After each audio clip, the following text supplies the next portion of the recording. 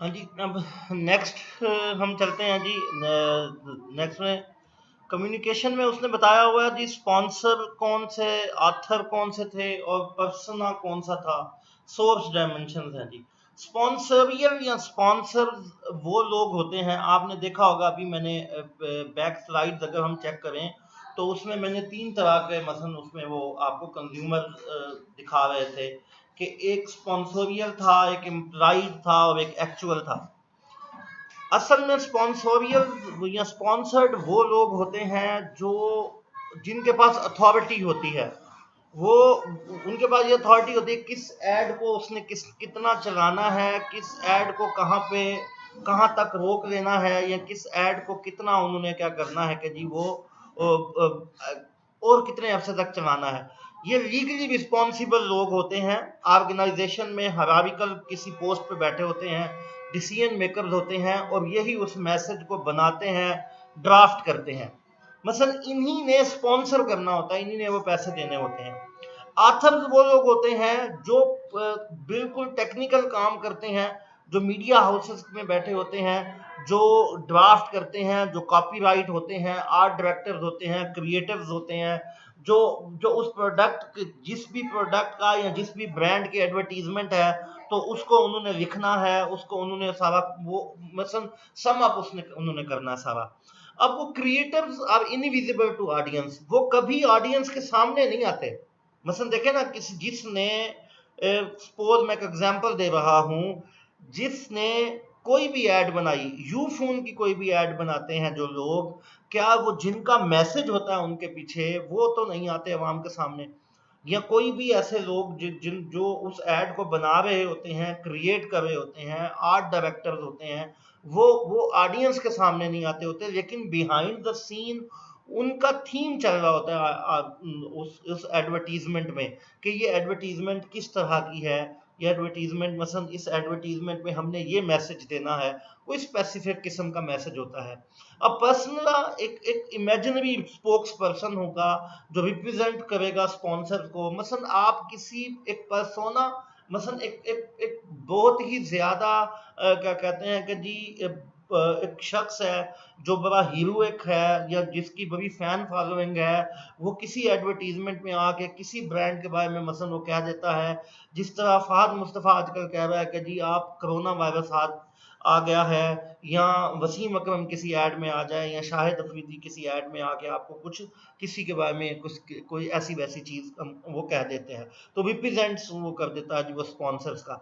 या पर्सोना एक खास एक और अंदाज से भी मसलन अगर आप उसको देखा जाए, मैं भी वो उसके बारे में भी स्टडी कर रहा था कि आपने किसी भी शख्स के किसी भी ऐसे क्या कहते हैं कि जी आदमी के अंदर कोई लीडर या हीरो कोई पर्सनालिटीज हैं या उसमें सलाहियतें हैं जो खुद को आगे लेके आ रहा है। जिस तरह मैं एक इमरान खान की वो क्या कहते हैं कि एग्जाम्पल देता हूँ, उसका एक अपना पर्सोना है, या शहबाज शरीफ है, उसका एक अपना एक इमेज है, वो उसी को क्या कहते हैं कि वो आगे लेके आ रहा है, वो खुद को भी मसलन वो रिप्रेजेंट कर रहा है। ये भी उसमें हो सकता है।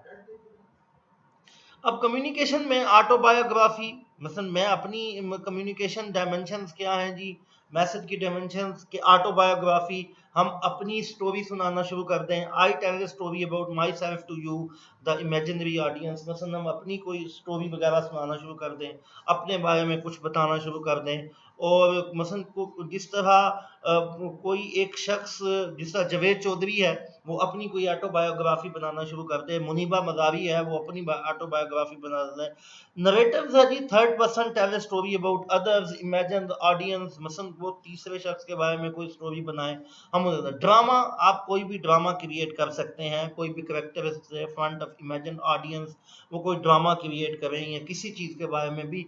इन तीनों का मतलब एक परसुएशन क्रिएट करना होता है, एक ऐसा मैसेज क्रिएट करना होता है, एक ऐसा एनवायरनमेंट क्रिएट करना होता है, एक ऐसी चीज क्रिएट करनी होती है, एक परसुएशन क्रिएट करनी होती है कि वो अवाम के सामने, वो ऑडियंस के सामने वो परसुएशन जो है वो जाए किसी भी तरीके से।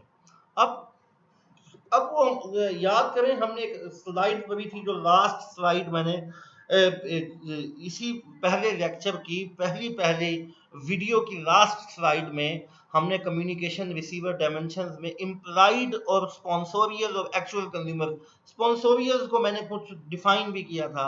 इम्प्लाइड कंज्यूमर्स होते हैं, मसलन आप प्रिज्यूम करते हो कि जी आपकी जो एड है ना ये एक दफा चल गई है और ये वो सारे आपके ऑडियंस हैं, हम उसे कहते हैं जी इम्प्लाइड कंज्यूमर्स हैं, वो सारे ऑडियंस हैं, वो कोई रियल्स आपको किसी के बारे में रियलिटी में नहीं जानते या आप हकीकत में नहीं जानते, बस आपकी एड चली है और आपने कोई मैसेज भेजा है तो वो सब तक पहुंच गया है। text presume an audience and use implied consumer not real one, वो real नहीं है। Sponsorial फिर वही मैंने फिर वो पहले वाला एग्जांपल मैं आपको दूंगा। Gatekeepers who decide if the ad will run or not, मसलन ये वो लोग हैं जो एग्जीक्यूटिव्स हैं, जो लिजिटिमेट पावर रखते हैं, जो किसी ऑर्गेनाइजेशन में हायरार्की में सबसे ऊपर बैठे होते हैं, ये डिसीजन करते हैं कि ये ऐड चलनी है या नहीं चलनी, इसको कितना चलाया जा सकता है, इसको कितना नहीं चलाया जा सकता। एक्चुअल कंज्यूमर्स हैं वो लोग रियल में जिन तक वो मैसेज पहुंचना है, जिन तक वो मैसेज जाकर हिट होना है, जिनको वो मैसेज मिलना है। अब होता यूं है जब आप अपनी एडवर्टीजमेंट, ये मसलन प्रोसेस इस तरह भी चलता है कि जब आप अपनी एडवर्टीजमेंट लॉन्च करते हैं तो वो हो सकता है इम्प्लाइड हो, फिर हो सकता है जब रिस्पॉन्स आना शुरू हो जाए तो फिर जो स्पॉन्सोरियल कंज्यूमर्स हैं, जो गेट कीपर्स हैं, फिर वो अंदाजा लगाते हैं कि कहाँ कहाँ हमारा कस्टमर है या किस किस जगह पर है, फिर वो एक्चुअल उन कंज्यूमर्स पे अपने कोई मैसेजेस और अपनी एडवर्टाइजमेंट को फोकस करते हैं। कम्युनिकेशन के फीडबैक क्या हो सकते हैं? सबसे इंपॉर्टेंट चीज फीडबैक है कम्युनिकेशन में। मसलन आपकी कम्युनिकेशन रिडीम्ड कूपन्स हैं कि लोग जो है वो क्या कहते हैं, वो कूपन फोन इंक्वायरीज हैं, वो ज्यादा फोन इंक्वायरीज आना शुरू हो गई, सर्वे रिस्पॉन्सेज हैं, सेल्स इंक्रीज हो गई है। इन चारों में से आपका क्या फीडबैक हो सकता है, क्या इंटरेक्टिविटी उसमें हो सकती है? मार्केट डायमेंशंस क्या है? बिजनेस के फंक्शंस, मतलब ऑपरेशन है, फाइनेंस है, मार्केटिंग है। अब मार्केटिंग एडवर्टाइजिंग जो है, हम उसको मार्केटिंग का ही एक क्या कहते हैं कि वो अंडर आता है।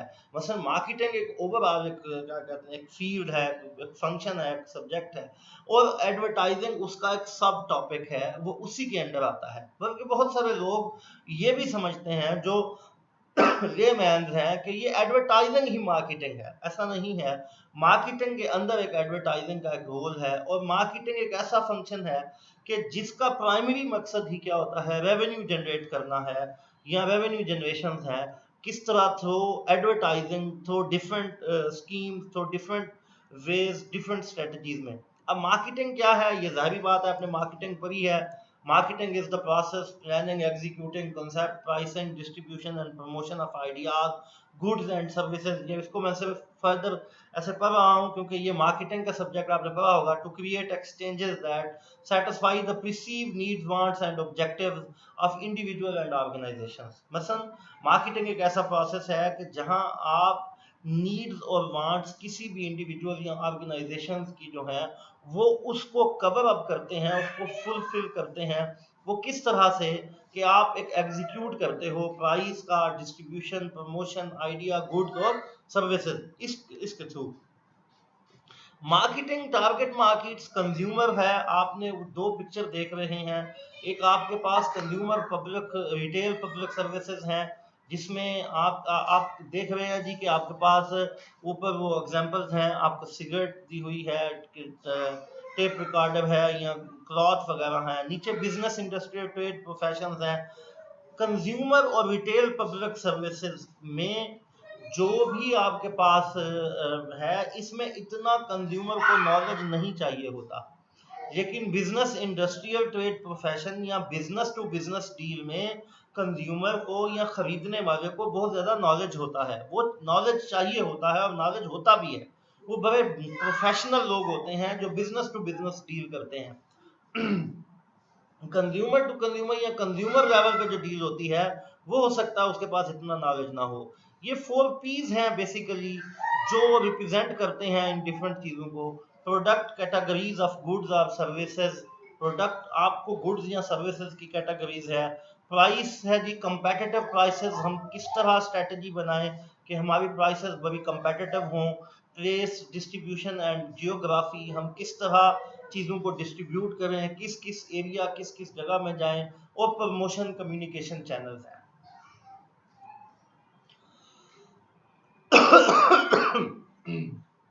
मार्केटिंग, मार्केटिंग कम्युनिकेशंस, मार्कॉन टाइप्स है जी। कोलेटरल मटेरियल्स, कोलेटरल मटेरियल्स आपके पास, आप याद करें आपने अभी मैडम मरियम का एक प्रोजेक्ट बनाया था, आपने एक नई प्रोडक्ट डेवलप की थी।